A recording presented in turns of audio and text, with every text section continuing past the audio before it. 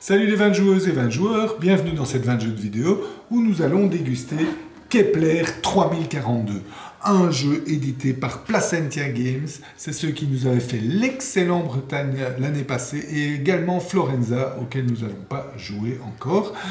C'est un jeu de 1 à 4 joueurs qui peut aller jusqu'à 120 minutes à partir de 14 ans. Alors, voyons un peu qu'est-ce qui se cache derrière cette bébête. C'est un jeu d'exploration spatiale où les joueurs vont vraiment déplacer leur vaisseau dans l'espace intersidéral, découvrir des nouvelles planètes, les coloniser et gagner les ressources qu'elles produisent. Comment ça se passe ? Il y a 16 tours de jeu, c'est pas mal, 16 tours de jeu.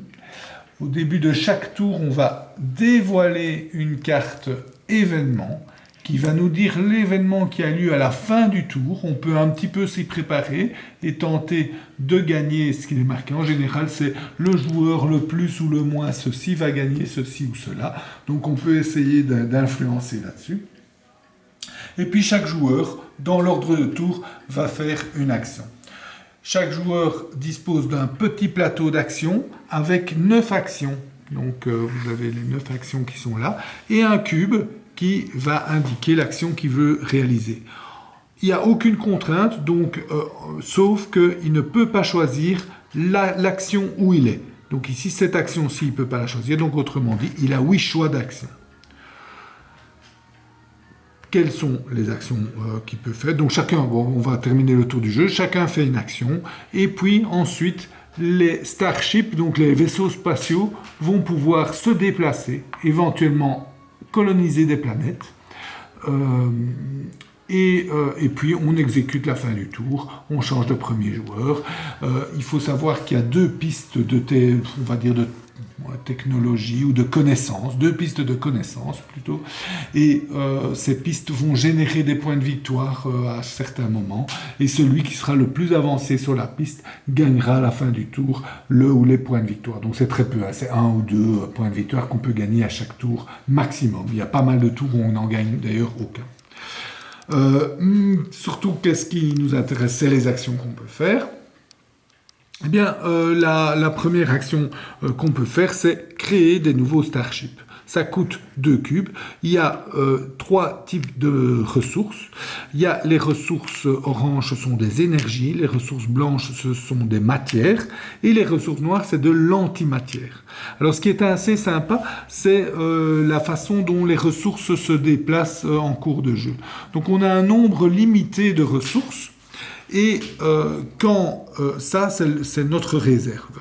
Quand on produit des ressources, on va placer des ressources sur nos planètes. Donc, je vais vous montrer ici, comme ça. Donc, on place des ressources sur les planètes. Ça, c'est ce qu'elle produit. Donc, on va placer des ressources sur les planètes. Quand on dépense les ressources, on prend les ressources des planètes qu'on remet là. Donc, ça va aller de l'un à l'autre, avec la particularité que chaque action qu'on réalise, vous voyez qu'il y a chaque fois, sur la colonne et sur la ligne, il y a un symbole qui indique une action bonus qu'on peut réaliser. Si on veut réaliser cette action bonus, on doit burner, donc brûler une ressource, c'est-à-dire on prend la ressource et on la met là. Quand une ressource est là, c'est un petit peu comme si on pourrait dire qu'elle est hors jeu et on ne joue plus avec. Mais il y a certaines façons très difficiles et très rares dans le jeu de mettre une ressource qu'on a brûlée, de la remettre en jeu. Donc voilà, les ressources vont naviguer entre ces différents endroits. Il va falloir bien les gérer, évidemment. Voilà, c'est tout.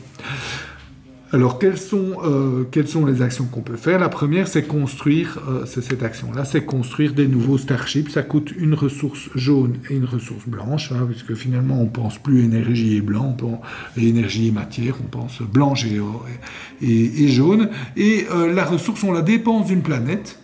Donc ici, vous voyez qu'il a 2 planètes. On a toujours une planète de départ qui est la Terre. Quand on regarde sur le plateau, en fait, là, c'est la Terre, c'est le Soleil avec les planètes. Donc, quand on produit un starship, un vaisseau spatial, on le place près de la Terre ou près d'une d'une planète qu'on possède. Donc ici, vous voyez, Vert possède cette planète-là, il pourrait produire un Starship là, ou les autres planètes qui sont là. Et chaque planète est représentée par une carte. Et donc, ce qui est important, c'est d'où la ressource est piochée. Donc, si par exemple, je construis un Starship avec les ressources qui sont là, eh bien, je devrais le placer près de cette planète-là. Ça, c'est la première action. C'est intéressant de construire des Starships parce que grâce aux Starships, on va pouvoir coloniser des nouvelles planètes. On voit juste l'action d'après, c'est coloniser. Je vous explique comment ça se passe. Et en plus, il faut savoir qu'à la fin de chaque tour, on va pouvoir gratuitement, sans faire une action, déplacer nos vaisseaux. Donc, c'est intéressant de ne pas se retrouver à un moment donné sans vaisseau, puisqu'on a une action gratuite qu'on perd à ce moment-là, qui est de la déplacement des vaisseaux. Coloniser une planète, en fait, c'est quand on a déplacé un vaisseau sur une planète, donc ici par exemple, on déplace le vaisseau sur la planète, eh bien, on reprend l'action coloniser, ça veut dire reprendre le vaisseau de la planète et mettre un petit jeton à sa couleur dessus pour dire que ça nous appartient. Il faut noter que dans le jeu, il n'y a aucun combat. Donc une fois que ça nous appartient à personne qui sait venir le chercher. Donc il n'y a pas de stress par rapport à ça. Donc ça, c'est l'action coloniser et on gagne la carte de la planète.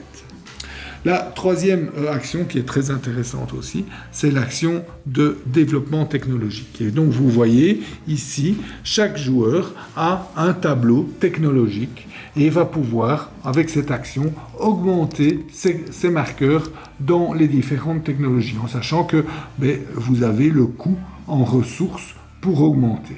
Et vous voyez ici, dans les deux dernières colonnes, et même là, on gagne des points ici bleus pour la ligne ici bleue. Et à la fin du jeu, donc non seulement chaque fois qu'on avance ici, on va gagner des ressources quand on passe, en plus on va gagner des points de victoire au fur et à mesure du jeu, et à la fin du jeu, on va gagner les points de victoire qui sont là, donc c'est assez intéressant de monter sur ces échelles.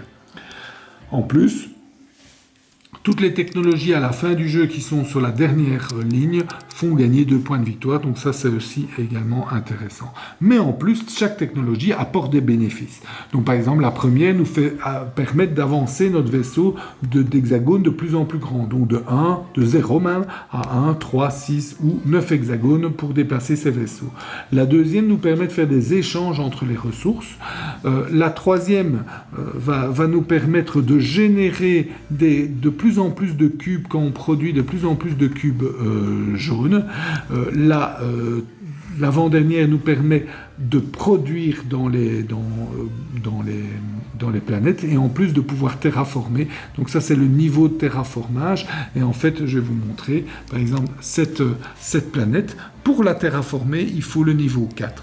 Il faut dépenser ces ressources-là et alors on retourne la carte en faisant l'action terraformage et on gagnera 5 points de victoire à la fin du jeu. Donc c'est surtout pour avoir des points de victoire que c'est intéressant de terraformer. Donc ici, où j'en étais, ici ça permet de terraformer les planètes les plus puissantes au plus et en plus de produire dans différentes planètes. Et le dernier nous permet de générer de l'antimatière, 1, 2 ou 3 quand on fait l'action de générer l'antimatière et de coloniser des planètes aliens, des planètes vertes. Donc voilà, et c'est intéressant l'antimatière parce que vous voyez l'antimatière, il y a un coût en antimatière. Pour monter dans les meilleures technologies, on doit dépenser de l'antimatière.